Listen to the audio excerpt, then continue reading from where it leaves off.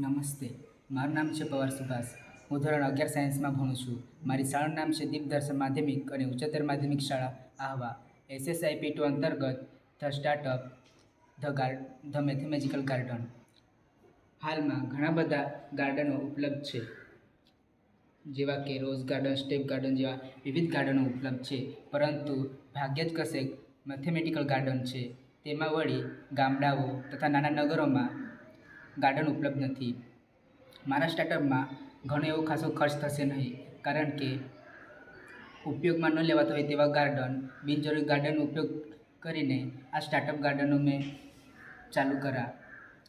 આમાં વિદ્યાર્થીઓને ગણિતના લગતા અઘરા ખ્યાલોને મનોરંજન તથા પ્રાયોગિક રીતે સમજાવીશ. તેઓને ગણિત પ્રત્યેનો ડર દૂર થશે અને વિષય વધુ રસપ્રદ બનશે. મારા સ્ટાર્ટઅપમાં આ એક રસ્તો છે. રસ્તા પર વિદ્યાર્થીઓને કિલોમીટર, મીટર વગેરે અંતર વિશેની માહિતી આપીશ, જેથી તેઓને તે અભ્યાસમાં પણ ભણવામાં આવશે. પછી આ એક પરીઘકોણ છે. પરીઘકોણમાં મેં વિદ્યાર્થીઓને ખૂણા વિશેની માહિતી આપીશ.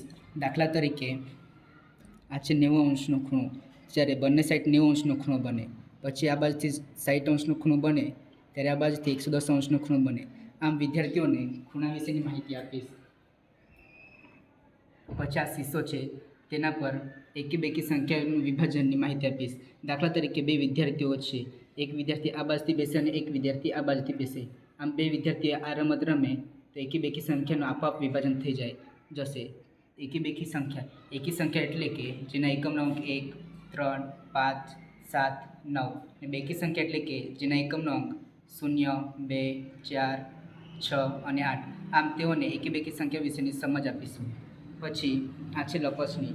લપસણી પર ચડતો ક્રમ અને ઉતરતો ક્રમ સમજાવીશું.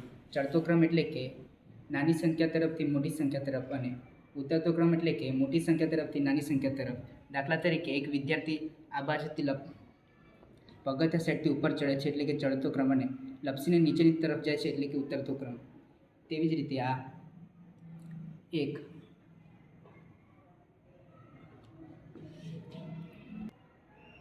હિંચકો છે. હિંચકા પર વિદ્યાર્થીઓને દોલન વિશેની માહિતી આપી શકાય. આ 3D આકારો છે. 3D આકારો બગીચાના વિવિધ ભાગો પર મૂકીને વિદ્યાર્થીઓને 3D આકાર વિશેની સમજૂતી આપી શકાય. અને 2D આકારો બેન્ચ, ઝાડવાઓ તથા દિવાલો પર પેન્ટ કરી અથવા મૂકીને વિદ્યાર્થીઓને 2D આકાર તથા 3D આકાર સમજાવી શકાય અને તેના વિશે માહિતી આપી શકાય. પછી આ પૂર્ણાંક છે. વિદ્યાર્થીઓ મોટાભાગે બે જ પૂર્ણાંક યાદ રાખતા હોય છે, ધન પૂર્ણાંક અને ઋણ પૂર્ણાંક. પરંતુ પૂર્ણાંકોના મુખ્ય 3 ભાગ પડે છે: શૂન્ય પૂર્ણાંક, ધન પૂર્ણાંક અને ઋણ પૂર્ણાંક. આનાથી વિદ્યાર્થીઓને ધન પૂર્ણાંક, શૂન્ય પૂર્ણાંક અને ઋણ પૂર્ણાંક વિશેની માહિતી આપીશું. પછી આ એક ઘડિયાળ છે. ઘડિયાળમાં 1 થી 12 રોમન એકડા છે. પછી 1 થી 12 મહિનાના નામ છે. 4 દિશા પૂર્વ, પશ્ચિમ, ઉત્તર ને દક્ષિણ. પછી 4 ખૂણાઓ ઈશાન, અગ્નિ, નૈઋત્ય, વાયવ્ય. આના દ્વારા વિદ્યાર્થીઓને કાટખૂણો, લઘુકોણ, ગુરુકોણ, સરળ કોણ, વિપરીત કોણની બી સમજ આપી શકાય. ધોરણ 9માં અભ્યાસમાં આવતા યામ ભૂમિતિની પણ આમાં સમજ આપી શકાય. ઈશાન એટલે કે પ્લસ પ્લસ, વાયવ્ય એટલે કે માઇનસ પ્લસ, નૈઋત્ય એટલે કે માઇનસ માઇનસ અને અગ્નિ એટલે કે પ્લસ માઇનસ. તેવી જ રીતે આ એક ઘર છે. ઘરમાં મેથ્સના વિવિધ પઝલો, પ્રશ્નો વગેરે મૂકે છે, જેનાથી વિદ્યાર્થીઓને પઝલ સોલ્વ કરવામાં રુચિ વધે અને તેઓનું IQ લેવલ વધે. પછી આ છે ત્રિકોણમિતિય ગુણોત્તરનું મૂલ્ય, જે ધોરણ 10માં ભણવામાં આવે છે અને તેઓ માટે આ ખૂબ જ ઉપયોગી છે. દાખલા તરીકે sin 30નું મૂલ્ય એટલે કે 1/2. તેવી જ રીતે sec 45નું મૂલ્ય √2.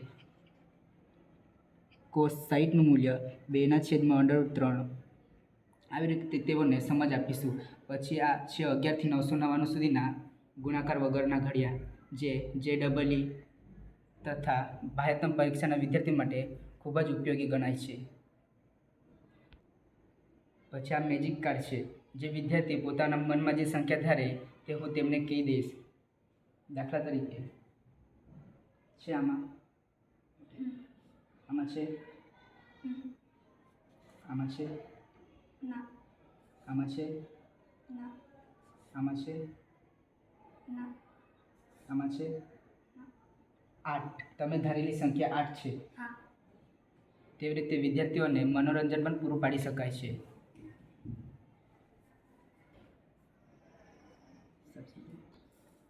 પછી આ સાપસીડી છે, જેમાં ધન પૂર્ણાંક, ધન અને ઋણ સંખ્યા છે. આમાં બે પાસા છે, એક માઇનસ પ્લસવાળો પાસો અને એક 1 થી 6 એકડાનો પાસો છે, જેમાં બે વિદ્યાર્થીઓ રમી શકે છે. આના દ્વારા વિદ્યાર્થીઓ માઇનસ પ્લસ વિશેની સમજૂતી મેળવી શકે છે. દાખલા તરીકે લઈએ, +4 પડ્યા તો તે વિદ્યાર્થી +4 તરફ વધે. તે જ રીતે તેને જો -2 આવે, -3 આવે તો તે -3 +4 -3 એટલે કે જવાબ 1 આવે. તે જ રીતે જો તેનું -6 પડ્યું હોય ને +2 જવાબ આવે તો -6 + 2 એટલે કે -4 પર આવે. આના દ્વારા તે માઇનસ પ્લસ વિશેની સમજૂતી મેળવી શકે અને દાખલાઓ પણ સરળતાથી ગણી શકે છે. આભાર.